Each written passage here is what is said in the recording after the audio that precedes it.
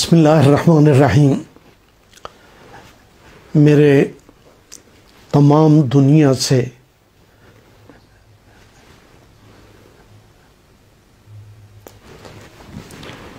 اس سلسلے کے ساتھ جڑا رہنے والے دوستوں کی خدمت میں سلام محبت و عقیدت پیش کرتا ہوں۔ حضرات محترم، آپ کے علم میں ہے کہ اس وقت پوری دنیا کرونا وائرس کی لپیٹ میں آئی ہوئی ہے، اور ہمارا پیارا ملک اور ہماری قوم پاکستان اور پاکستانی ہم بھی اس سے بہت بری طرح متاثر ہو رہے ہیں، اور دن بدن یہ ابتلا اور آزمائش کی گھڑیاں بڑھتی جا رہی ہیں۔ میں نے پہلے بھی اپنے دوستوں سے یہ گزارش کی تھی اور میں نے انہیں بتایا تھا کہ اس سلسلے میں ہم حضور ضیاء الامت حضرت جسٹس پیر محمد کرم شاہ صاحب رحمۃ اللہ علیہ، آپ کے خدام، آپ سے پیار کرنے والے، آپ سے محبت کرنے والے، اللہ کے فضل و کرم سے جب بھی کوئی قومی افتاد یا مصیبت آئی، زلزلہ ہو، سیلاب ہو، ہم نہ پہلے پیچھے رہے ہیں اور نہ انشاءاللہ اب پیچھے رہیں گے۔ دنیا آزمائشوں اور ابتلا کے گزرتی رہتی ہے، اور وہ قومیں جو ان ابتلا سے گزر کر کامیابی سے جنہوں نے نئی زندگی حاصل کی ہے، ان کو اگر دیکھا جائے تو پتہ چلتا ہے کہ 3 بنیادی نکات ہیں جس کے اوپر وہ عمل کرتے ہیں اور کامیابیاں حاصل کرتے ہیں۔ ان میں سے پہلی چیز امید۔ وہ پرانے زمانے کی یہ بات ہے، قدیم زمانوں کی، کہ ایک آدمی کے پاس ایک مٹکا تھا اور وہ اوپر سے بند تھا، تو اس کو کسی نے کہا کہ منع کیا کہ اس مٹکے کا منہ نہ کھولنا۔ اس کے تجسس نے مجھے مجبور کیا اور اس نے اس کے مٹکے کا منہ کھول دیا۔ اس میں سے مصیبتیں، آفتیں، بلائیں، پریشانیاں وہ نکل کے دنیا میں پھیلنے لگ گئیں۔ اب اس کے دل میں آیا کہ میں اس کا دروازہ بند کروں، اس کے اوپر وہ ڈھکن رکھوں تاکہ یہ ختم ہو۔ تو جب وہ یہ کرنے لگا، اندر سے اس کو آواز آئی کہ مجھے باہر نکالو۔ تو اس نے پوچھا تو کون ہے؟ تو کہنے لگی میں تتلی ہوں۔ اس نے کہا تو کیا کر رہی ہے؟ اس نے کہا مجھے باہر نکالو، میں امید ہوں، اگر میں باہر نہ نکلی تو یہ آفتیں، یہ مصیبتیں اس دنیا کو کھا جائیں گی۔ تو حضرات محترم، مجھے نہیں پتا یہ بات درست ہے یا غلط ہے، یہ کہانی سچی ہے یا جھوٹی ہے، لیکن یہ میں ضرور جانتا ہوں کہ قومیں جب کسی بھی مصیبت میں مبتلا ہوتی ہیں، امید ہی واحد سہارا ہے جو ان کو کامیابی اور کامرانی کی طرف لے جاتی ہے اور انہیں اس میں سرخروئی نصیب ہوتی ہے۔ میں اپنے تمام دوستوں سے یہ گزارش کرتا ہوں کہ اس نا امیدی اور اس بے یقینی اور اس بد نظمی اور اس اندھیری رات میں ہمارا کام یہ ہے کہ ہم امید کی شمع کو روشن رکھیں۔ دوسری بات جو ہمارے وہ کامیاب قوموں نے ہمیں بتائی وہ یہ ہے کہ ایثار کریں۔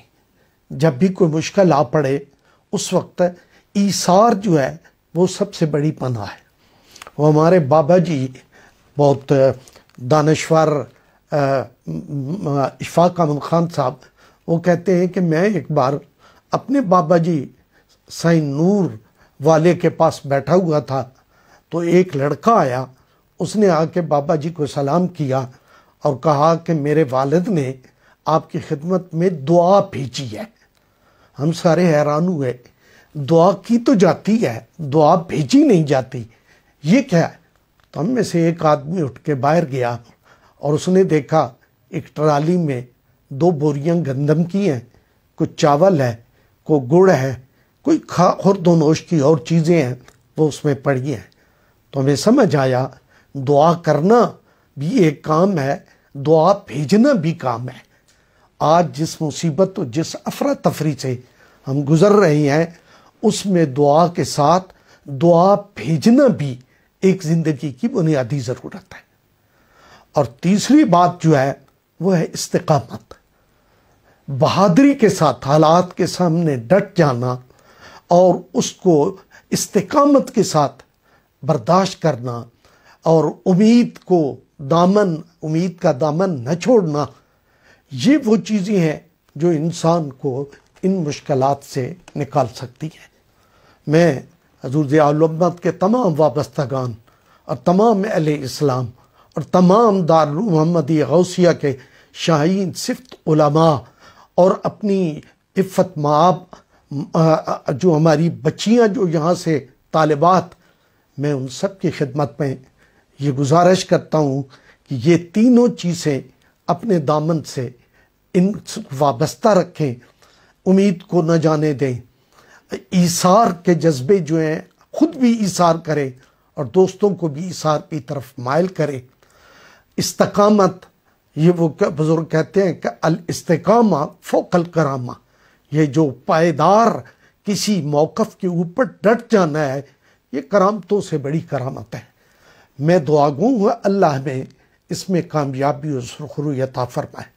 حضرات محترم، مجھے ہمارے ملک پاکستان کے صدر مملک جناب ڈاکٹر عارف علوی صاحب نے 3-4 دن ہوئے مجھے فون پہ انہوں نے رابطہ کیا اور انہوں نے اپنی اس کرونا وائرس کی تدارک میں جو ان کا رول تھا، جو کوششیں تھی جو حکومت کی طرف سے، وہ انہوں نے بیان کی.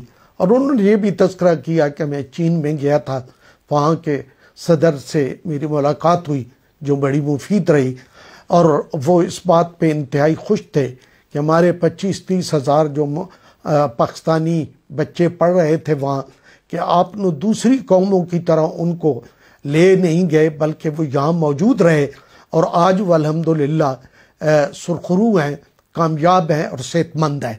تو اس بات پہ انہوں نے گفتگو کرتے ہوئے پھر ساتھ مجھے یہ بھی کہا کہ اس وقت قوم جو ہے وہ اس مشکل اور ابتلا میں ہے، تو آپ ہماری مدد کریں، آپ ہمارے ساتھ تعاون کریں.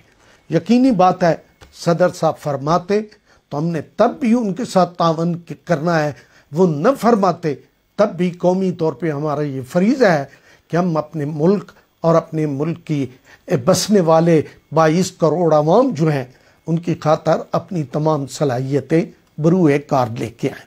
یہ ہمارا فرض ہے. لیکن میں نے انہیں، کیونکہ قومی معاملات میں انسان کو کردار بھی قومی ادا کرنا چاہیے، تو میں نے ان کی خدمت میں یہ گزارش کی کہ دارالعلوم محمدیہ غوثیہ اس کا ایک نیٹ ورک ہے.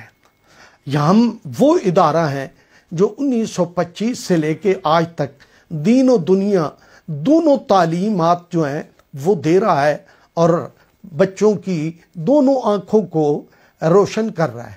ان کی جو دین کی آنکھ ہے وہ بھی روشن ہے، اور ان کی دنیاوی تعلیم کی آنکھ جو ہے وہ بھی روشن ہے. اور الحمدللہ ہمارے بچے جس جگہ بھی ہیں وہ اپنے اس قومی فریضے کو سر انجام دے رہے ہیں. تو میں نے ان سے گزارش کی، پہلی بات تو یہ ہے کہ ہم آپ کے ساتھ ہیں. دوسری بات ہماری یہ عرض ہے کہ ہم انشاءاللہ العزیز یہ کوشش کر رہے ہیں کہ ہمارے جتنے ادارے ہیں، جن کی تعداد تقریباً 350 کے قریب ہمارے تعلیمی ادارے ہیں، جن میں بچوں کے ادارے، بچیوں کے ادارے، یہ سارے موجود ہیں. ہم نے ان سے گزارش کی کہ اگر آپ کو اپنے وہ مریض، وہ بیمار لوگ، وہ مشتبہ لوگ جن کو آپ اپنی آبزرویشن میں رکھنا چاہتے ہیں، تو ہم یہ اپنے تمام کے تمام ادارے آپ کو پیش کرتے ہیں. آپ یہاں آئسولیشن کے لیے، آپ ان کو یہاں رکھنے کے لیے کوئی بھی آپ طریقہ اختیار کریں، ہم اپنے تمام ادارے آپ کو دینے کے لیے تیار ہیں. اور میں اللہ کا شکر ادا کرتا ہوں، ہماری چیریٹی مسلم ہینڈ جو ہے، انہوں نے ان کا جو کمپلیکس ہے وزیر آباد، گجرانوالہ انتظامیہ نے اور ہمارے گورنر صاحب نے اور باقی متعلقہ لوگوں نے اس کا ہم سے مطالبہ کیا کہ وہ آپ ہمیں دیں. ہم جو بھی باہر سے، ملک سے باہر سے لوگ آنا چاہتے ہیں، ان کو وہاں رکھنا چاہتے ہیں، تو ہم نے وہ ان کو پیش کر دی ہیں. اور اس کے ساتھ جتنے ہمارے لاہور میں، اسلام آباد میں سرگودا میں، منڈی بہاؤالدین میں اور سیالکوٹ میں، اور جتنے بھی میں نے عرض کی ہیں وہ تھا، یہ سارے کے سارے ہم ان کی خدمت میں پیش کرتے ہیں۔ ہم نے ان سے یہ بھی گزارش کی ہے کہ ہمارے جو طلباء ہیں، ہماری جو طالبات ہیں، بچی ہیں اور بچے ہیں جو پڑھ رہے ہیں، ہم ان کو بطور رضاکار آپ کی خدمت میں پیش کرتے ہیں۔ بطور رضاکار آپ ان کو چاہیں تو ہیلتھ میں استعمال کریں، لیکن ان کی ٹریننگ کر دیں، ان کو سمجھا دیں، ان کے معاملات، ان کی ذمہ داریاں وہ ان کو آپ بتا دیں، تو انشاءاللہ یہ سرکار دو عالم صلی اللہ علیہ وسلم نے انصار اور مہاجرین میں مواخات کا سلسلہ جو ہے وہ قائم کیا۔ میں آج سمجھتا ہوں کہ پاکستان میں ہمیں بھی مواخات پاکستان کے نام سے ایک سلسلہ جو ہے وہ بھی شروع کرنا چاہیے۔ کیوں؟ جتنی پاکستان میں پہلی آفتیں آتی رہی ہیں، مثلا سیلاب آیا، زلزلہ آیا، وہ ساری کی ساری چیزیں جو ہیں وہ ہمیں پتہ ہے۔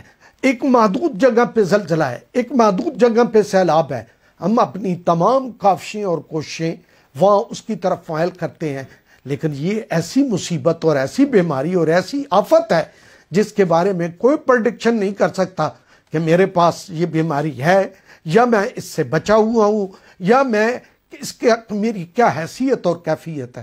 تو اس صورتحال میں ہم ان سے یہ گزارش کر رہے ہیں کہ ہمارا ایک قومی مواخات کا معاملہ جو ہے وہ ہمیں، کیونکہ پہلے ہمیں پتہ تھا کہ کشمیر میں ہم جائیں گے، وہاں جو آفت زدہ زلزلہ زدہ ہیں ان کی مدد کریں گے۔ اب یہ پورا پاکستان اس کی لپیٹ میں، بلکہ پوری دنیا اس کی لپیٹ میں ہے، تو اس کے لیے میں یہ سمجھتا ہوں کہ ایک گلی دوسری گلی سے مواخات کرے، ایک شہر دوسرے شہر سے مواخات کرے، ایک خاندان دوسرے خاندان سے مواخات کرے، کیونکہ اس طرح ہمیں پتہ ہوگا کہ ہماری گلی میں کون ضرورت مند ہے، کون روٹی کے لیے طالب ہے، کون ہے جو روزمرہ کی زندگی اس کی محنت کاوش سے قائم تھی اب وہ نہیں ہے۔ تو ہم اس طرح ایک آسانی کے ساتھ اس خیر کے رشتے کو آگے بڑھا سکتے ہیں۔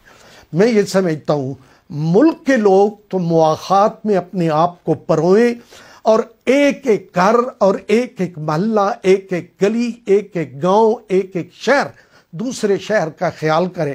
اور ہمارے وہ دوست جو ملک سے باہر رہتے ہیں وہ مالی اعانت بھی جن جگہوں پہ آپ کو یقین ہو وہاں ضرور وہ بھیجیں۔ یہ موقع ہے انسانیت کی خدمت کا، ملک کی خدمت کا، اپنی قوم کی خدمت کا، اپنی حکومت کے ہاتھ کو بٹانے کا۔ اللہ کریم ہماری اس مشکل کو آسان کرے۔ ہم دعا گو ہیں، ہم بے وسیلہ لوگ ہیں، ہمارے وسائل کم ہیں، لیکن ہمارے اندر اپنے ملک کی، اپنی قوم کی خدمت کے جذبے فزوں تر ہیں، اور انشاءاللہ العزیز جس طرح پہلی مشکلوں سے یہ قوم نکلی ہے، سرخرو ہوئی ہے، اس مشکل اور اس افراتفری سے بھی اللہ تعالیٰ اس کو سرخرو کرے گا۔ پاکستان زندہ باد، اسلام پائندہ باد۔ سارے دعا فرما دیں اللہ کریم اپنی جناب سے پوری دنیا میں یہ جو آفت آئی ہوئی ہے اس سے ہمیں محفوظ فرمائے۔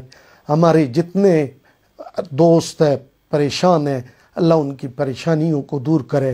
ہمارے وہ ساتھی جو ان خیر کے کاموں میں اپنا رول ادا کر رہے ہیں اللہ ان کی حفاظت بھی فرمائے اور ان کی ان کوششوں کو قبولیت بھی عطا فرمائے۔ پروردگار عالم دارالعلوم محمدیہ غوثیہ، اس کے متعلقہ ادارے، اس کی برانچیں اور اس کے ساتھ وہ ادارے جو بزنس کے ادارے ہیں جو ہے وہ ان اداروں کو آگے بڑھانے کی ذمہ داریاں ہیں، اللہ ان کی بھی دستگیری فرمائے۔